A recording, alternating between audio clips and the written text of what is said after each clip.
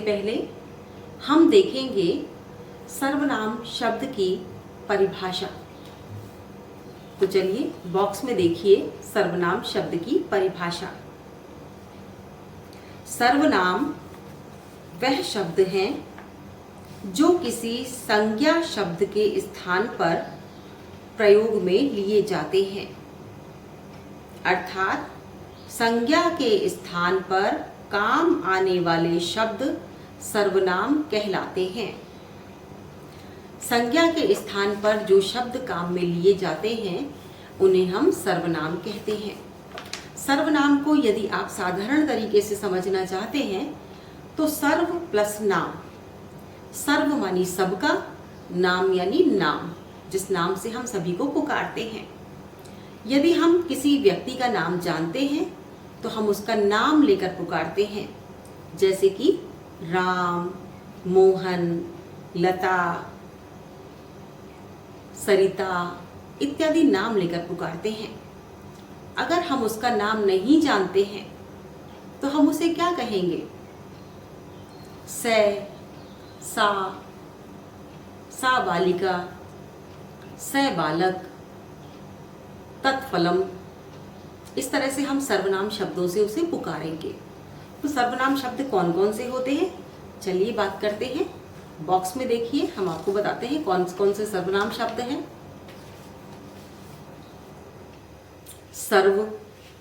सर्व शब्द सर्वनाम शब्द है। इसके बाद इदम, यह पुल्लिंग सर्वनाम शब्द है। इदम स्त्रीलिंग शब्द भी चलते हैं इसके। और जैसा कि मैंने पहले बताया आपको, सर्वनाम शब्द बोलने से पहले हमें ये भी देखना पड़ता है कि हम स्त्रीलिंग शब्दों की बात कर रहे हैं, एक वचन, द्विवचन या बहुवचन में से किस शब्द की बात कर रहे हैं, क्योंकि विभक्ति और वचन के अनुसार प्रत्येक शब्द अलग होता है।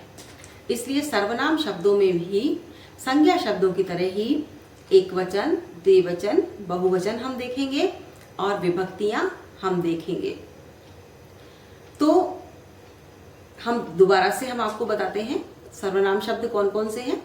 जैसे सर्व शब्द पुल्लिंग में चलते हैं और सर्व शब्द स्त्रीलिंग में भी चलते हैं और सर्व शब्द नपुंसकलिंग में भी चलते हैं। इसके बाद है इदम शब्द। इदम शब्द भी तीनों लिंगों में चलते हैं, पुल्लिंग, स्त्रीलिंग, नपुंसकलिंग, और इनमें शब्द अलग अलग लिखे जाते हैं, शब्दों के रूप बदल जाते हैं। इसके बाद है अस्मद, मैं शब्द, युष्मद, तुम शब्द। अस्मद के रूप तीनों लिंगों में एक समान चलते हैं, युष्मद के रूप भी तीनों लिंगों में एक समान चलते हैं। जैसे त्वम, युवाम, यूयम। तो त्वम हम बालक को भी कहते हैं, बालिका को भी कहते हैं।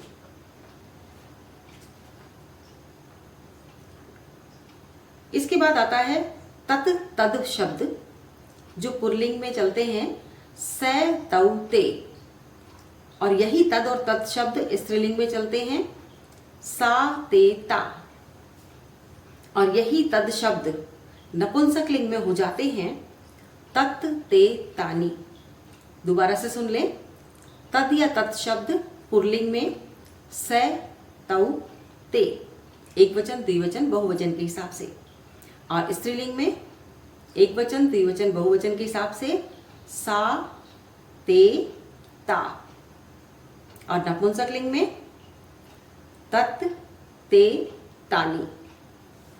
तो ये हुए तत् शब्द के रूप। इसके बाद यत् शब्द की बात करते हैं। ये भी स्त्रीलिंग, पुल्लिंग और नपुंसकलिंग में अलग अलग चलते हैं।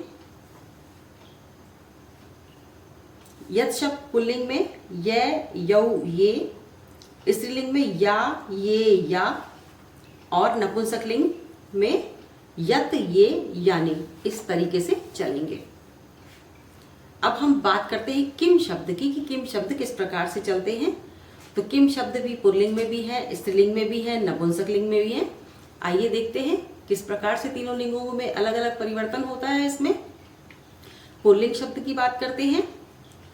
एक वचन, द्विवचन, बहुवचन में कै, कऊ, के। स्त्रीलिंग में ये शब्द बदल जाते हैं और हो जाते हैं का, के, का। नपुंसकलिंग में भी ये शब्द बदल जाते हैं और ये आता है किम, के, कानी। और इन शब्दों के विभक्तियों के अनुसार और भी कई शब्द होते हैं जो हमें पूरे शब्द रूप याद करने पर पता चलते हैं। अब शब्द आता है भवत। भवत शब्द पुल्लिंग शब्द ही होता है और जैसे एक वचन, द्विवचन और बहुवचन में इसे हम कैसे कहेंगे? भवान, भवन्तौ और भवन्तः।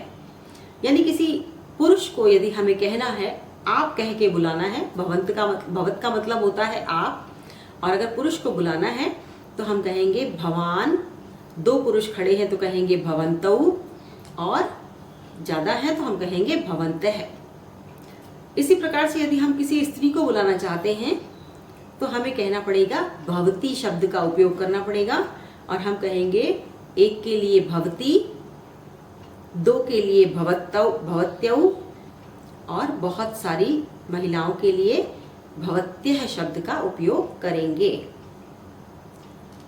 इसके बाद आता है एतद या एतत् शब्द, जो पुल्लिंग, स्त्रीलिंग और नपुंसकलिंग तीनों में चलता है। पुल्लिंग शब्द देखते हैं, एषः, एतौ, एते। एक वचन, द्विवचन, बहुवचन के हिसाब से।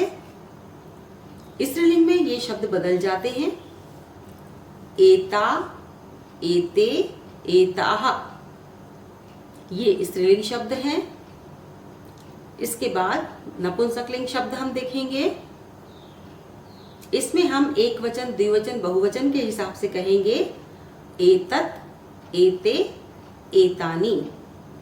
तो इस प्रकार से सर्वनाम शब्द होते हैं वे शब्द जो सभी के लिए प्रयुक्त कर सकते हैं हम, भले ही हम उस व्यक्ति का नाम नहीं जानते हो। तो सर्वनाम शब्दों को जब हम उपयोग करते हैं वाक्यों में तो हमें इनके रूपों को जानना भी जरूरी होता है। तो सर्वनाम शब्दों के रूप भी आप जरूर याद कीजिए, क्योंकि सर्वनाम शब्दों का उपयोग करने के लिए एक वचन, द्विवचन और बहुवचन का तो ध्यान रखना ही पड़ेगा आपको। साथ ही वाक्य बनाने में जब कारक चिन्हों का आप उपयोग करेंगे तो आपको प्रथमा से लेके सप्तमी विभक्ति तक के शब्द रूपों में से कौन सा शब्द लगाना है पुल्लिंग, स्त्रीलिंग, नपुंसकलिंग के हिसाब से, तो वो आपको देखना पड़ेगा। तो सर्वनाम शब्द की परिभाषा एक बार फिर से समझ लीजिए। वे शब्द जो संज्ञा शब्दों के स्थान पर काम में लिए जाते हैं उन्हें हम सर्वनाम शब्द कहते हैं, और संज्ञा शब्दों की तरह ही ये स्त्रीलिंग, पुल्लिंग और नपुंसकलिंग होते हैं।